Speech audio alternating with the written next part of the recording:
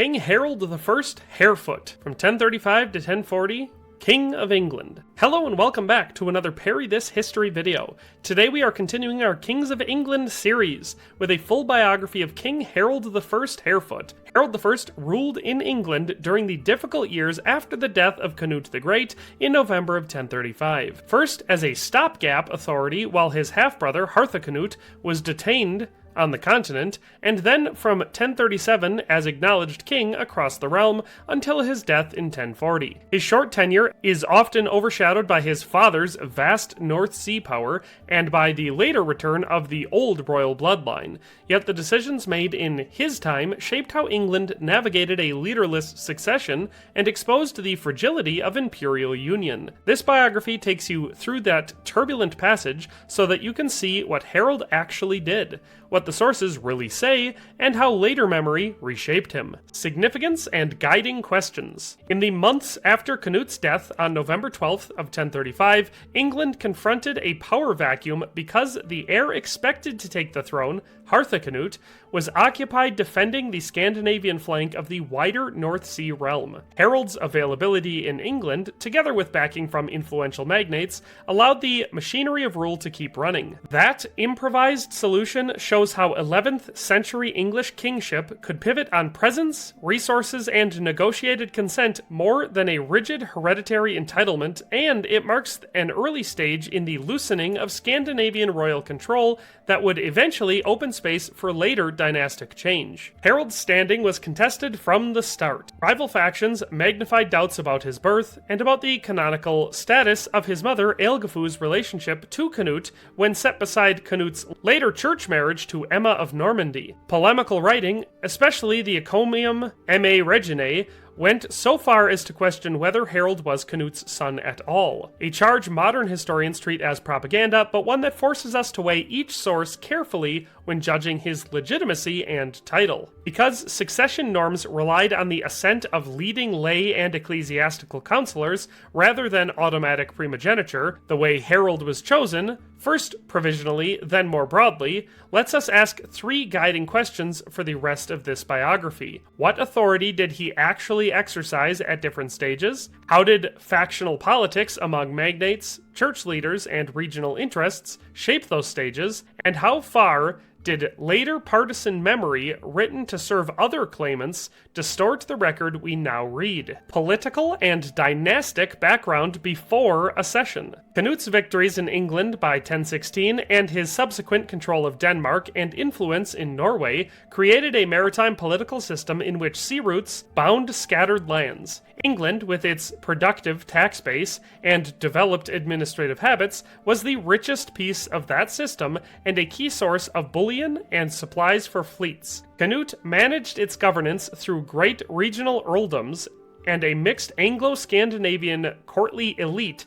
that carried practices, people, and wealth back and forth across the North Sea. Before his death, Cnut stood at the center of two dynastic groupings. An earlier union with Ælfgifu of Northampton produced sons Svein and Harold. In 1017, he married the widowed Queen Emma of Normandy in a church-sanctioned ceremony that aligned him with powerful southern and ecclesiastical interests and produced Harthacnut. The existence of these two households, each with supporters and different regional weight, guaranteed rivalry when the throne fell vacant. English royal succession in this period rested on recognition by leading nobles and bishops assembled in royal council, often termed the Witan. Such gatherings advised the king, witnessed grants, and consented to new laws, and in a vacancy could acknowledge whichever eligible royal claimant seemed most workable. Because their membership and mood shifted with events, outcomes reflected current power balances more than fixed rules. England's relative wealth mattered to all contestants. Contemporary and later notices alike stress the attraction of English treasure and revenues in the succession struggle,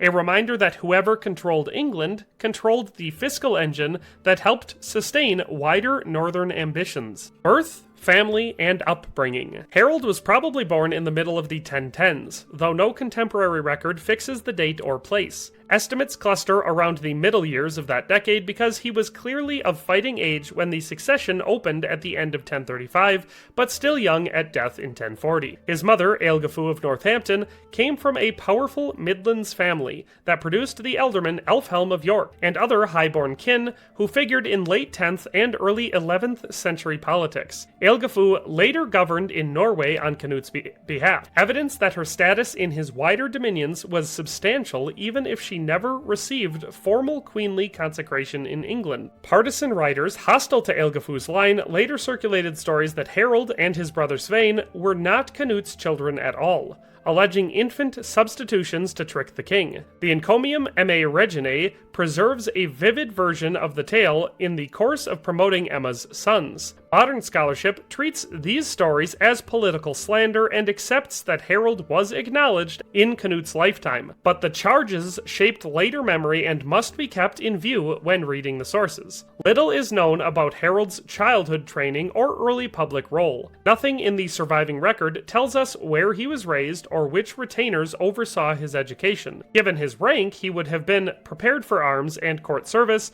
yet he enters the written record securely only with the succession crisis. The byname Harefoot is late. 12th century writers use forms like Harefoot and explain it, when they explain it at all, as a comment on speed or agility, but no contemporary evidence links the nickname to any specific trait. It remains a convenient label rather than a reliable biography. Succession crisis after Cnut's death. November 1035 to 1037. Cnut died on November 12, 1035, with Harthacnut absent in Denmark. English leaders needed someone on the spot to keep government functioning. Harold, present in England and backed especially by magnates north of the Thames, moved quickly to fill the gap. Southern interests, tied to Emma of Normandy and Earl Godwin, hesitated, preferring to wait on the designated heir. A meeting of leading men at or near Oxford late in 1035 or early in 1036 produced a compromise. Harold was accepted to exercise authority in the north and to act in a wider guarding capacity for the realm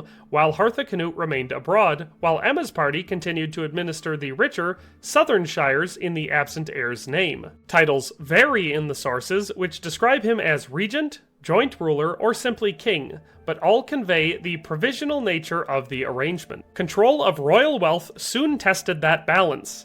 Accounts report that Harold's supporters seized treasure associated with the royal hoard, a move remembered as a major escalation because it undercut Emma's southern position and funded Harold's following. Written communications also became weapons. The Encomium relates a story of letters used to lure Emma's sons and paints Harold as a schemer, though the partisan setting demands caution. Delay weakened the absent heir's cause.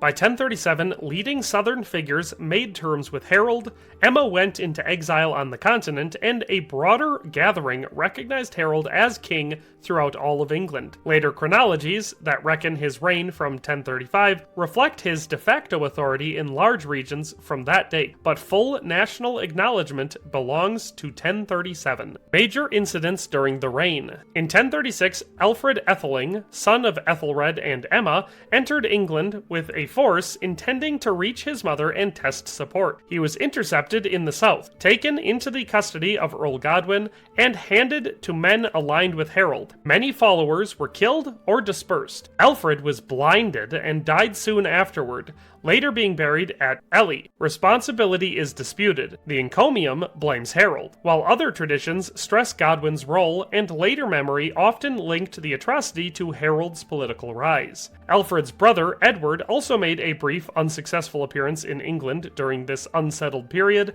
and withdrew when support proved thin. His failure kept the claims of Emma's earlier line alive abroad, and helped sustain pressure on Harold. Throughout Harold's tenure, Harthacnut remained preoccupied on the continent, facing Scandinavian threats, and English rumor repeatedly anticipated an expedition to enforce his claim. The continuing possibility of his return hung over English politics, but never turned into a landing during Harold's life. No securely attested large-scale campaigns by Harold within England are recorded in the surviving annals. Later summaries credit him with meeting pressure on the borders, but contemporary evidence is sparse, and the safest reading is that Cnut's existing military fiscal system carried on while political attention centered on legitimacy and succession, governance, and administration. Documentation from Harold's reign is thin, yet what survives suggests that much routine business continued along established lines. Modern summaries note a small number of charters and notices tied to disputes over ecclesiastical property during his rule,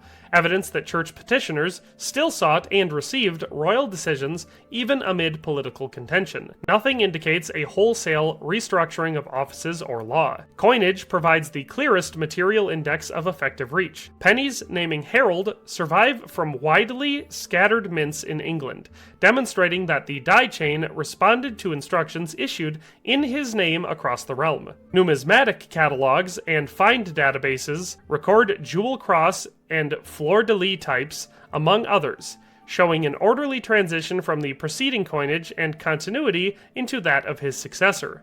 No new law code is attributed to Harold. Governance appears to have rested on the legal compilations and fiscal practices inherited from Cnut, including the assessed geld machinery that underpinned royal revenues. Contemporary complaints about extraordinary levies are lacking for his short rule, which has been taken to imply that ordinary collections continued without major innovation. Personal reputation and character in the sources. Almost nothing contemporaneous tells us about Harold's personality. The annal material is brief and factual, so later writers filled the gap with partisan color. The Encomium portrays him as impious and scheming, a foil to Emma and her sons. Later narrative traditions repeat stories that he rejected church observance when denied consecration and spent his time hunting, characterizations that echo political hostility more than observation. Modern historians therefore treat moralizing anecdotes with caution and read them as evidence for memory politics rather than for inner character. Because legitimacy was disputed and later regimes had reasons to blacken his name, negative sketches must be set against the administrative continuity visible elsewhere. Death, burial, and posthumous treatment. Harold died at Oxford on March 17, 1040. Contemporary notices give the date and place but do not establish a cause. He was buried at the monastery of St. Peter at Westminster. Within months after Harthacnut arrived in England in June of 1040, the new regime ordered Harold's body exhumed in a dramatic act of condemnation. Accounts report that the corpse was abused and cast away. Later versions add beheading and describe the remains being thrown into a water-filled place connected with the Thames. Tradition holds that sympathizers recovered the body and reburied it in the cemetery of St. Clement Danes in London. Details vary by source, yet all agree that posthumous dishonor was deliberate and public. Legacy and historical assessment. Harold's reputation has long oscillated between caretaker and usurper. The caretaker viewpoints to continued administration, functioning coinage, and the practical need English leaders faced when the designated heir could not appear. The usurper view stresses the provisional origins of his authority, his rapid consolidation of treasure and recognition, and the charges tied to Alfred's death. Both readings draw on fragmentary and partisan evidence. The killing of Alfred became the moral hinge through which later generations interpreted Harold, whether he ordered the seizure or merely benefited from it. The event offered opponents a simple explanation for his downfall and for the violence done to his corpse. Emma's commissioned Encomium and subsequent chronicles leveraged that story to legitimize alternative claimants and to darken Harold's memory. Modern scholarship, reading across the limited evidence, tends toward a measured middle ground. Harold was young, his ascension was improvised, his authority was real in practice if contested in theory, and his blackened posthumous image reflects the needs of those who wrote after him as much as his actions in life. Conclusion. Harold Harefoot's brief rule shows that the English state fashioned under Cnut could keep working under a contested young ruler so long as core fiscal and administrative systems held together. Coinage in his name circulated. Magnates and churchmen continued to seek royal decisions, and the realm did not fragment with the absentee heir remained abroad. Yet the gap between practical rule and disputed legitimacy never closed. The death of Alfred, partisan writing from Emma's circle, and the spectacular desecration of Harold's body after June of 1040 fixed him in memory as the wrong king at the wrong time. By darkening Harold, later interests cleared space for the rehabilitation of other lines, including the one that would bring Edward the Confessor to the throne. Read with care, the sparse evidence reveals a young man who held England together long enough for others to decide its future.